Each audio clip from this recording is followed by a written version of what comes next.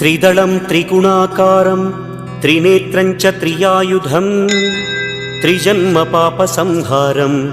एकबिल्वं शिवार्पणम् त्रिशाखैः बिल्वपत्रैश्च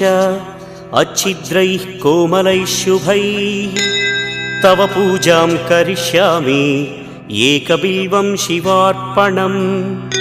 कोटिकन्या महादानं तिलपर्वतकोटयः काञ्चनं शैलदानेन एकबिल्वं शिवार्पणम्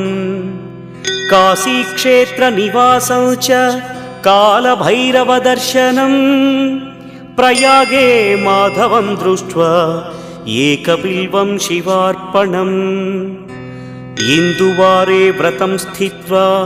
निराहारो महेश्वर नक्तं हौष्यामि देवेश एकबिल्वं